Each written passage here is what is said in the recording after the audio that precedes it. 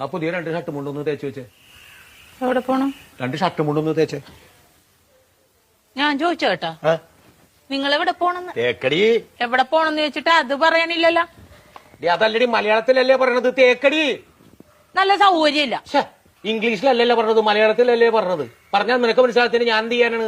നിങ്ങൾ എവിടെ പോണ? തേക്കടിന്ന്. ഓ, എനിക്ക് കലി കയറണുണ്ട്.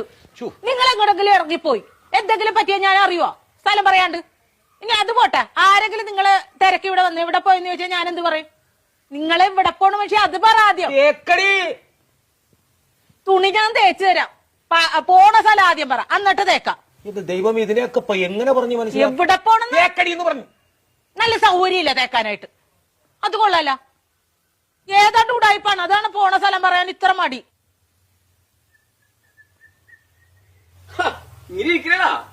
റെഡിയായില്ലേ? ഷട്ടുമൂണ്ടും തേക്കാൻ പറഞ്ഞിട്ട് അവള് തേക്കാനല്ല. നല്ല സൗകര്യമില്ല തേക്കാനായിട്ട്. പോണ സ്ഥലം ഇതുവരെ പറഞ്ഞില്ലല്ലോ. എടാ, ഒരു 100 വട്ടം ഞാൻ ഇയാളോട് ചോദിച്ചു എവിടെ പോണ എവിടെ പോണെന്ന്. എന്നിട്ട് അയാൾ തുണി നാക്കണ കാര്യം പറയണല്ലാതെ പോണ സ്ഥലം പറയണില്ല. എനിക്കും പറ്റൂല. ഇയാൾക്കാ പറയാൻ കഴിയില്ല. നീ എങ്കിലും ഒന്ന് പറയാം എവിടെ പോണത്. തേക്കടി. ആഹാ, അത് കൊള്ളാല. ദേ, ഒരു കാര്യം ഞാൻ പറഞ്ഞേക്കാം, എന്റെ കെട്ടിയൻ എന്നെ ഇടിപൊടി എന്ന് വിളിക്കും. എന്ന് വെച്ച് കണ്ടവന്മാര് വീട്ടിൽ കയറി ഒന്ന് ഇടിപൊടി എന്ന് വിളിച്ചിട്ടില്ല, അടിച്ച കാരണം വിളിക്കും. പറഞ്ഞ മനസ്സിലാവൂല. അതാണ് ഞാൻ പറഞ്ഞത്. ഞാൻ പെടാപ്പാട് വെട്ടിയിരിക്കണ ഇപ്പൊ ഇവിടെ കിടന്നു. നിനക്ക് എന്നാ കാര്യടാ എന്നെ ഇടിപൊടി എന്ന് വിളിക്കും? ഞാൻ ഒരു വട്ടം പറഞ്ഞു, ഇനി ഞാൻ അടിക്കും, സത്യമായിട്ട് അടിക്കും ഞാൻ. മനസ്സിലായില്ലേ ഇപ്പൊ പറഞ്ഞത്? പിന്നെ പറഞ്ഞാലല്ലേ മനസ്സിലാവുള്ളൂ. പറയണ്ടേ? കോട്ടയം കുമളി വഴി തേക്കടിക്ക് പോകണെന്ന് ഞങ്ങ ടൂറ് പോണേണ്. ടൂറ് പോണ തേക്കടിയുടെ കാര്യമായിരുന്നാ പറഞ്ഞത്?